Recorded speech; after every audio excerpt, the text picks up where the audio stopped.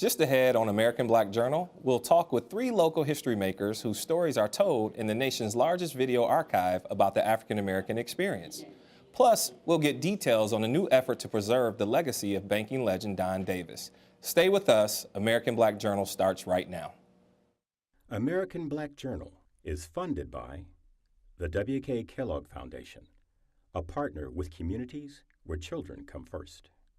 How does diversity bring energy to us all? At DTE Energy, we believe that it's the contributions of all that build great communities. As a company, we grow stronger by welcoming the unique perspectives of everyone. As community members, we support our state's broad culture and heritage. From working closely with women and minority-owned suppliers to embracing our local cultures, DTE Energy is powering diversity. The DTE Energy Foundation is a proud sponsor of Detroit Public Television.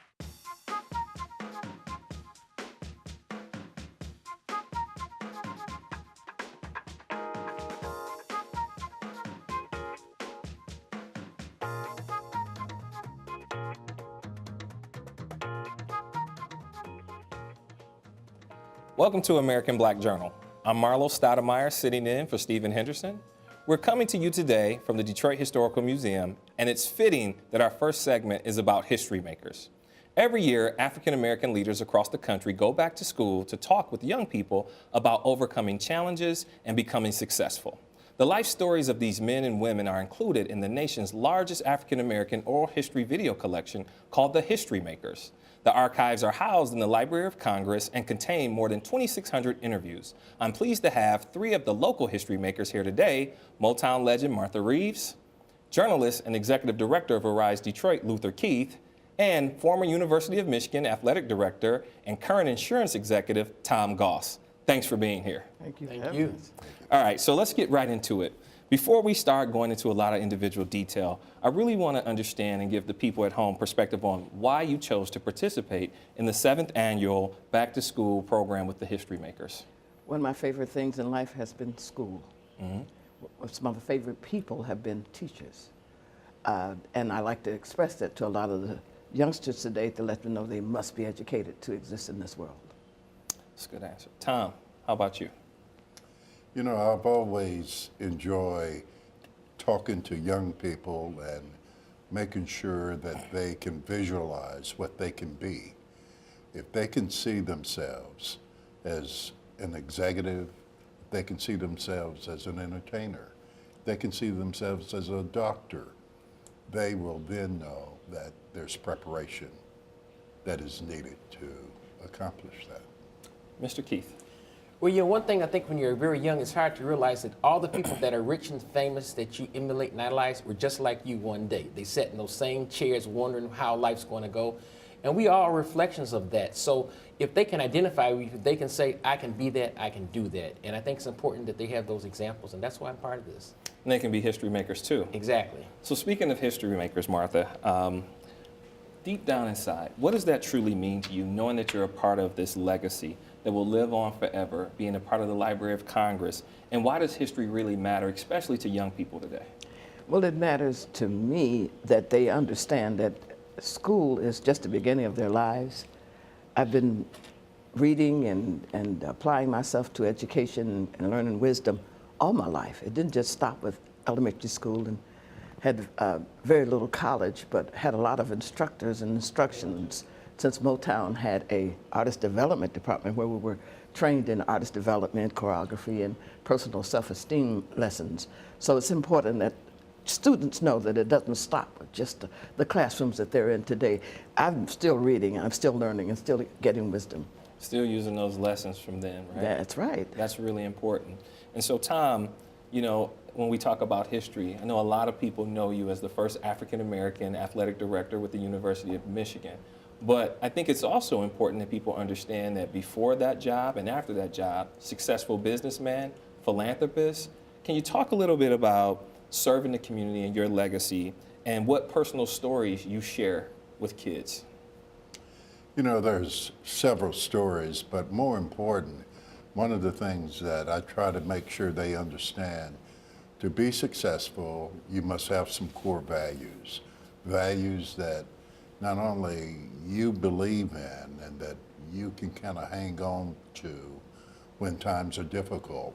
And those values sometimes really helps impact where you're headed in your career. And the sooner they learn that core values are needed in their life, goal setting is needed in their life, they're able to accomplish more during a shorter period of time. So just to peel the onion a little bit on that, how or what are some stories or some anecdotes that you can provide throughout your career that really kind of, weigh in on that a little bit more? Yes. One of the things I share with them is how my father made sure I understood education was the most important thing I could be trying to go after. When I was in high school, I was blessed to have good skills where I was able to play 4 different sports and achieved all-state in 2 of the 4. At that point in time, I had never made a C in my life. And we were headed to the state championship in basketball. All at once, my grades came home. I had a C among the other B's and A's that I had. My father actually pulled me off the basketball team. I did not make it to the state championship. My coach was berserk. He lost his mind, but it didn't matter. My father made that point, and clearly education became the #1 focus for me. Right, right. And I really think that that's a message that a lot of young people need to hear more often. Now, Luther, as a former award-winning journalist with the Detroit News and founder of Arise Detroit, you're no stranger to the city and its unique challenges that people are facing, specifically young people. Right. Talk about the importance of community champions like you coming back to the community and sharing your personal experience and even some of the struggles that you've experienced and encountered on your path to success. Why is that important? Well, I think it's important to know that no matter how big the challenge or how daunting the odds, that we can overcome and succeed. Just look at the history of African Americans in the country, what we started with and what we still are challenged with. And I think it's important for young people to know that they can overcome. The problems are not too big. The most important thing, I think, is to believe that not to give up, not to be deterred, and to continue the struggle. And I think Thomas says, I think he said success is a 90% perspiration and 10% inspiration. And that's what it takes, a lot of perspiration, a lot of hard work. No one said it was going to be easy, but the rewards are so great. And I think one of the things we need to emphasize that you're going to get knocked down, you're going to have people that don't like you, there are going to be people who are going to have to put up hurdles, but if you continue to press toward the mark, you can succeed and you will succeed. And then you'll be interviewed and you'll be telling your story, how you overcome, because all of us here have had those challenges and still have them. Right. And so that's very important to understand that you got to continue to persevere. Perseverance. Martha. Yes. Let's take a step back. Intended as a party song, many young people adopted the song Dancing in the Streets as It's sort street, it's singular. as in the street, There's a difference. as a civil rights anthem, right? Or a call to action, some people would say. But we'd like to hear it from you. We'd like to know the relevance of the song. What was Detroit like during that time? And what role does music play, including then and now? Had asked me about Come and Get These Memories, my first record, because that's when I was a teenager, and everybody that had a relationship that they didn't like anymore, they said, come get your teddy bear and your friendship ring and little sweet things, little soft, warm, fuzzy things. My intention in singing Dancing in the Street was to emulate Marvin Gaye, who I heard sing it. He also wrote it along with William Stevenson and Ivy Hunter. At the time, I remember it being from the East Side, where we didn't have recreation halls and we didn't have American Idol or X Factor, and we would block the streets off with tape, police tape and horses, and we'd dance in the street. Everybody would cook the food. We had no woofers and tweeters, so the music wasn't real loud, and we danced in the street. That's what I thought about. It was taken into that context, I guess, because of the events that were happening. I happened to be on the stage about to introduce the song at the Fox Theater when the riots broke out here in the city of Detroit. So I don't know if it has anything to do with what Marvin Gaye, Ivy Hunter, and William Stevenson wrote, but to me it meant freedom, being able to dance in the neighborhood without getting hit by a truck or a car or a plane.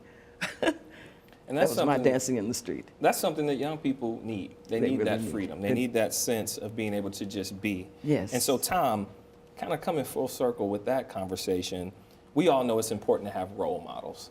Who were some of the role models that you had growing up, and whose work do you admire now who's playing an equal role in the advancement and engaging young people today? Well, I was fortunate. I had a father that was a role model, and there were so many positive attributes that was with him. And back then, my father was always a leader in the community. My sister and I, integrated the school system in Knoxville, Tennessee, and the case is Goss versus the Board of Education. And that was our first experience of stepping outside the box and going to a school, not being able to. I went to the junior high school, she went to the high school, and neither one of them they let through the door. But my father was a leader in the community, and he put his kids up. We understood what it meant, and we knew it would be historical at that point in time. Wow. And on the flip side, what do you see today? Who do you think is kind of leading the charge and some of the role models for young people today that are really kind of advancing the agenda? You know, I would say our president made a great start at it. You know, Right. Every young black kid, whether it's female or male, now has an opportunity to say, I can do that. Right. And I think he has been so classy in his role of really leading this nation and leading the world that if I was going to pick an idol today, it would be the president. It's a great answer. I agree with you. And Luther, you know, Neighborhood Day, right? From building landscapes to cleaning up parks to parades and showcasing local talent. We know that it's the biggest annual event that Arise Detroit does.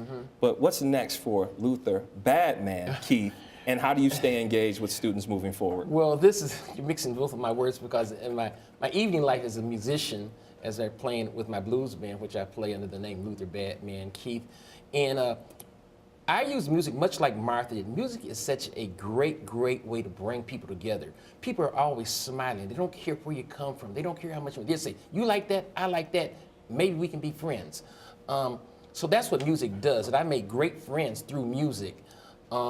In terms of young people today, I think we need, you know, there's a place for celebrities and politicians, but at the end of the day, like Tom was saying, kids need to be able to look to their parents, to their guardians, to those folks, because that's where it starts with. And I think as we can build strong families, we can build strong leaders, and that's where it starts. And then if the kid has a solid foundation in the home, they can grow and blossom. So I think while it's great to have role models, and we have a lot of them out here that get a lot of acclaim, I think we need to look at home, take care of home base, and the rest will work out.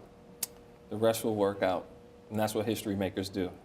You provide the context and the example. So with that being said, coming full circle, and we'll wrap with this question, Martha, Tom, Luther, what do you hope kids will take away, that final message from their engagement with you? I hope they take the fact that if I could make it, so could they. I'm from a family of 12 children. I'm the third of 12, and my dad worked for the city of Detroit, the water board department. And I served on the Detroit City Council for 4 years because of my dad's love for the city of Detroit. I'm from Alabama, but being a little country girl with very little speaking skills, I was taught at Hitsville, USA, and Berry Gordy is my mentor because he made over 30 acts famous. He had a way of looking at you, kind of knowing whether you had talent or not, or whether you have the perseverance in your spirit to continue in this career. And he set the pace for all of us. And our music speaks for itself, and we carry a message of love. So I think that that's what they'll get from me. They'll know the love that I have for people, for the fact that God blessed me with a talent, and I became famous out of 1,000 girls in my neighborhood. And I don't know how, but I'm blessed. Thank you. Tom? Yes, I hope the young people, both the young boys and young ladies, that we have an opportunity to continue to visit with, I hope they are able to see that you can pick yourself up, try something different, but it's critical you have goals as you move down that road. And Luther, very quickly. Most important thing is to complete the journey of education. I often use this as time to relate this. You can't win a football game in the first half. You can't win a baseball game in 8 innings or a basketball game by playing 3 quarters. You've got to complete the game, finish your education. All studies show completing the education is the #1 thing you can do that can enhance the quality of life for us. And that's what we need to do. Graduate, graduate, graduate. Finish what you start. Amen.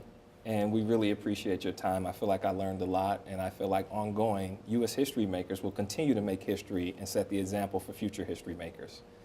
Coming up next on American Black Journal, a special honor for the late banker and music producer Don Davis. But first, here's a look at some important moments in Detroit's Black history. I'm Ken Coleman with a look back at African-American life in Detroit. This week in 1944, State Senator Charles Diggs Sr. began serving his sentence in Jackson Prison after being convicted of bribery. In 1965, the Supremes recorded I Hear a Symphony. Whenever you're near, I hear a symphony, a tender melody, pulling me closer, closer to your arms. And in 1963, attorney and former state senator Charles Roxborough died at age 75. These are significant events this week in Detroit's Black history, taken from the book On This Day, African-American Life in Detroit. Next month, Detroit will host the annual convention of the National Bankers Association. The gathering will culminate with the launch of the Don Davis Legacy Foundation in memory of the late Detroit banker and music producer. A fundraiser gala and awards presentation will feature actress Vivica A. Fox, actor Laz Alonso, and singer Johnny Gill, and also honoring Damon John of the Shark Tank. Davis was a member of the National Bankers Association and founder of First Independence Bank. The foundation will continue his efforts to provide financial support and resources to the underserved communities. Joining me now is Kiko Davis, the widow of Don Davis and president and founder of the Don Davis Legacy Foundation. Welcome to American Black Journal. Thank you so much for having me. I just want to say it's an honor and a privilege to be here with you. Love the show, and I enjoy watching it every week. Thank you. We appreciate that. Now, before we go into the foundation, tell us about Don Davis. Tell us about his legacy as a music pioneer, as a banking mogul, a visionary, and a philanthropist. Let's get to know Don a little bit. Well, Don was a phenomenal man and individual. He was multidimensional. It started with his illustrious music career, which he began playing guitar when he was in high school, and that was his talent. He played guitar, and he went on to work at Motown, and he played on a lot of sessions with the various artists, but he really excelled when he played guitar on the first hit record for Motown, which was Money, which was Barrett Strong's Money. So you could hear his guitar prominently featured on that song, and it's ironic that the first hit song he played on was Money, and then years later, he would go on to actually own the bank. But you know, he has won Grammy Awards. He was Billboard Magazine's Producer of the Year in 1976. He had a great career at Motown. Then he went over to Stax, where he worked with Isaac Hayes and a lot of phenomenal artists over there. Then he came back to Detroit and started his own label, which was Groovesville, and he had a lot of success with that. So he had a very successful music career, and in 1980, after the disco era came in, which was much different from, you know, the sound of the Motown sound. Yeah, and so he didn't feel that disco was his forte, so he decided that he would look for other interests, and that's when the opportunity of the bank came about, and he went into banking. And he's a rare bird because a lot of people that are creative are not analytical, and as you know, financial industry is very analytical, and so he went into that industry and he excelled at that. So it's like pretty much everything he touched turned to gold, no matter what. Turned to gold. Yes. So with banking, one of the things that a lot of locals in Detroit know about is that Don was the founder or a part of the first ever African-American owned and operated commercial bank in Michigan. And that's a big accomplishment. Yes. Talk about that. You talked about the analytical piece of it. How did that transition to Don as a visionary and his role as a philanthropist and his legacy that's being built upon right now? Well, one of the things, he wanted an opportunity that he could give back somehow and help empower the community.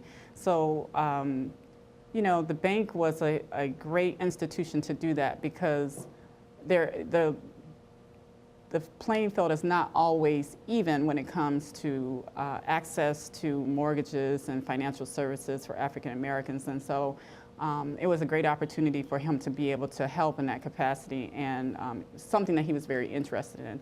And he came in 1980 and he just pulled himself up by his bootstraps, and he threw himself in and learned everything he could about the banking industry.